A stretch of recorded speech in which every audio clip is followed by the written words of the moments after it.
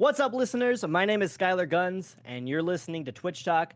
I have here with me a guest, TikToker with over 200,000 on TikTok and climbing, just chatting variety streamer on Twitch who's just about to hit Twitch partner, probably very soon. He has an extraordinary memory. He does quizzes for fun.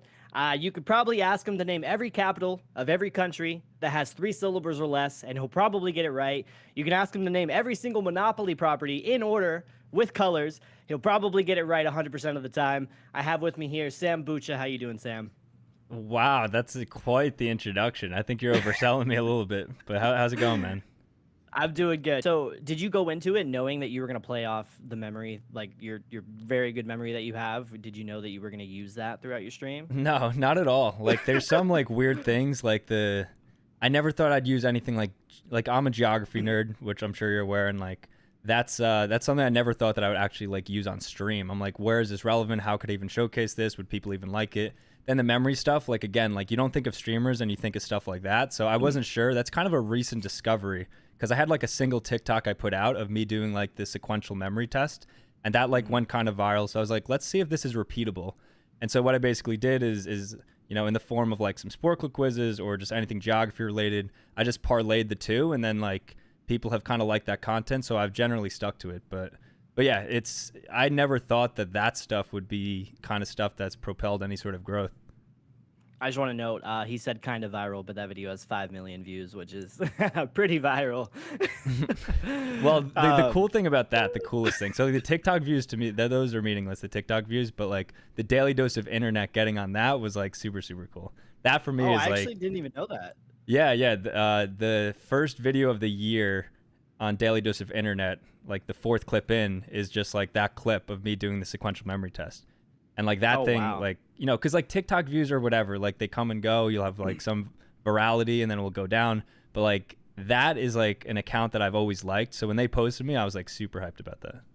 Did you see any growth when they posted you because of that? Not really.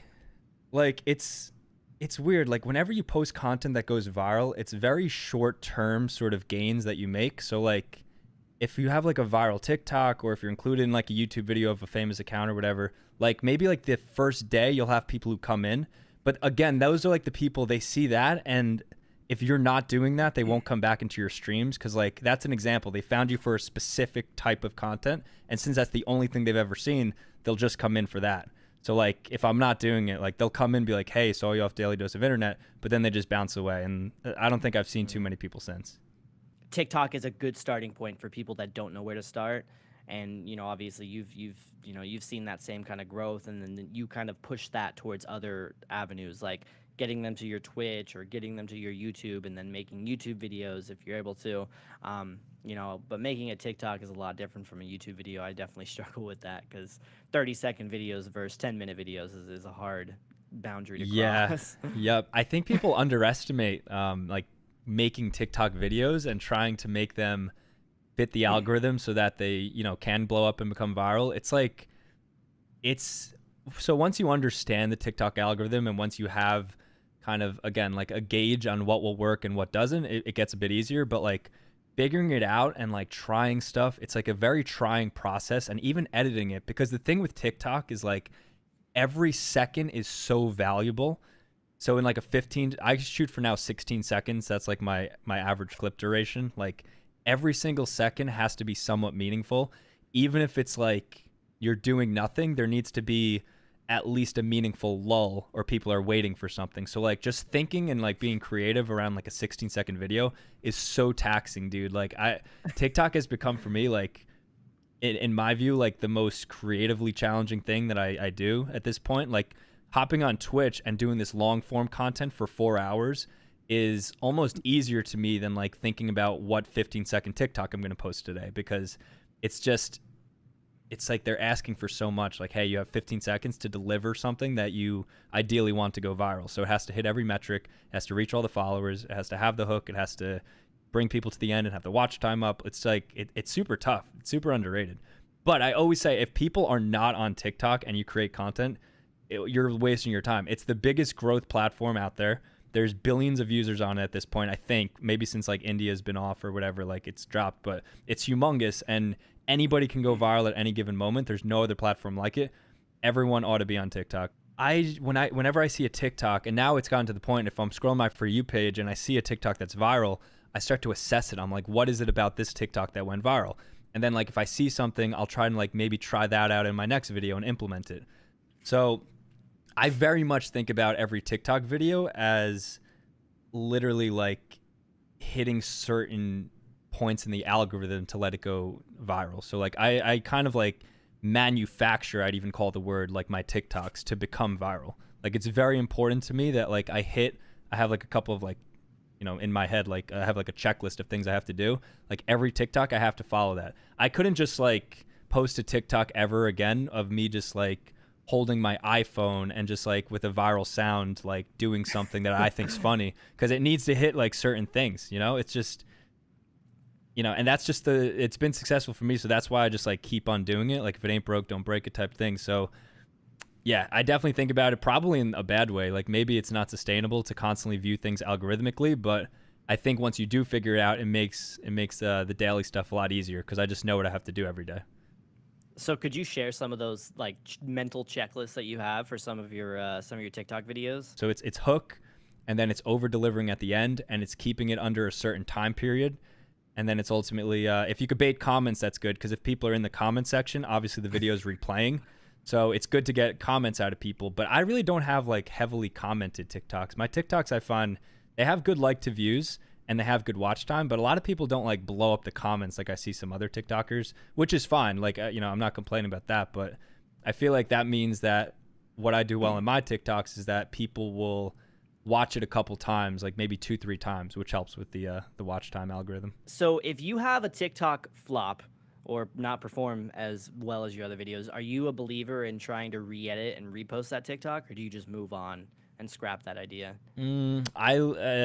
It depends. Like if there's an idea that I believe in and I really want to keep trying, I'll do it. But sometimes if it's a dead idea, I've even like privated videos before. I'm just like, fuck this idea. I don't even want to look at it again. Just like get it off my page. Sometimes if a video flops so badly, it's just, I don't even want to look at it. I'm just like, how could I think of that? It's such a bad idea. And I'll just like, I'll either private it or maybe I'll leave it up and it could accrue views over time. But yeah, I don't mess around with, if there's a bad video, it's a bad video. There's not much you could do. But since I post just once a day, if the video's bad, it's like, I feel like I wasted a day, you know? Yeah. Oh, yeah. I hate that. I think there's nothing more depressing because I feel, yeah, like you said, it's like wasting a day. Nothing's more depressing than spending like 30 minutes to an hour on a TikTok and then posting it and then going live on Twitch and then ending your stream just to see that it got like 1,000 views or something like that. Yeah. I feel like I didn't get anybody to come to my stream that day. Exactly. That's the big thing. Right. And you kind of know, because like you could tell by like your Twitch numbers or whatever, you know if like things are going well. Cause like I usually now go live on TikTok when I stream, just cause like, you know, it's a good place to funnel in or whatever. But sometimes I could tell if I like quickly peek down on my phone and there's like 5 people in my live, that means that there's likely not like a viral video. So I definitely notice it for sure. And that's, the days suck when there's not a video that's popping off, because, you know, posting once a day, you know, like we were saying, it's like wasting a day, or it feels like it. Something I've been wanting to ask you too is I came across your account. I think I saw like a couple of your videos pop up on my For You page. And at the time, you had about 20,000 followers, but you had about 2 million likes. Worst ratio in the West, man. Horrible ratio. Anybody with 2 million likes should, like, I'm sitting at 2 million and I have 90,000. And I think that at 2 million likes, like 20,000 is very low. It's a very bad ratio. So what did you do? Like, how did you fix that? Because all of a sudden I saw one day you exploded. You shot to like 100,000, 150,000, like that, like so fast. I don't know what it is exactly. I think maybe it's a combination of, I started going live like you had noted, so maybe that helped a little bit. I started adding at the end of my videos like follow for more, just to like put in people's head that they have to follow. And then very recently I put a more subtle follow for more. It's like my profile picture and then like clicking the plus and it going away, and it's like a 0.5 second thing just to get into their heads. So like I started to, like I said, like engineer the videos to push people to follow. We're gonna play, I haven't done this before, this is new. We're gonna do a lightning round. Okay. As a man who is very analytical, I'm sure that you studied the algorithm very heavily. So I have a couple of conspiracy theories about the TikTok algorithm here that some people believe, and I just want you to tell me if you think it's fact or cap. No context, just say fact or cap, and we'll talk about it afterwards. All right, let's do it. TikTok shadow banned, fact or capped? Cap. Shadowban's cap. Posting time matters. Cap. Creator fund hurts views. I think true, but it's cap. It's cap, but I can't be convinced otherwise. I know a lot of heads are in it. They're making like, decent change off it, but I'm just like fucking, I don't know, man. I'm scared of it, but it's cap. I think it's cap. It's easy to grow a following on TikTok. I think it's cap. I think it's easy to have like semi-virality at the beginning, but ultimately like growing a following, like I think you got to be consistent. You got to post a lot. You got to like do stuff people like. It has to be repeatable. It has to be long-term. So I think that's cap. It's not easy to blow up, but it's easy to get like some virality. TikTok actively keeps streamer views down to prevent people on TikTok to leave their platform. So again, that's cap, but there's this, I don't even want to say who it is, but there's one person that's told me that that's somewhat true, but I called that person out thinking that's cap, but it makes sense, right? It makes sense that like if you go live on TikTok, like right now I'm live on TikTok, and if I were to like change my phone to this, which I used to have up, which is basically like the whiteboard directing people here, I would notice the lives would get so much less people than they do now. So I think like if a TikTok mod comes in and then they see that, they'll be like, oh, this guy's trying to get people off TikTok, like to his Twitch channel. That's not good. And then maybe they like put a little ban on me or something. But I don't know. I think it's cap ultimately, but it's a little scary, that one. I think that's it. Not opening your app and not checking your notifications after you post a video will help your video do better. Cap. That's definitely cap. Going live on TikTok helps you gain followers. Fact. Absolutely fact. TikTok periodically has algorithm updates that affect who sees your videos. Yeah, fact. Definitely algorithm updates, yeah. The thing with TikTok is I feel like it's the only social media platform that no matter how many followers you have, not all of your followers will see it. Like if you have 1 million followers, it doesn't mean that your video is going to get 1 million views.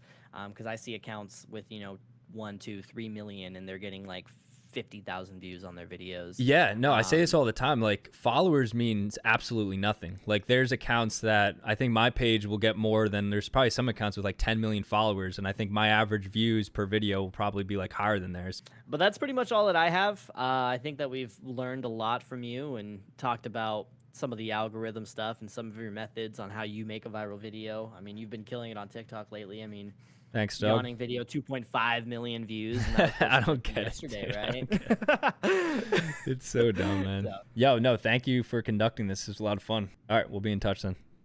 All right, sounds good. Have a good one. Dope. All right, see you.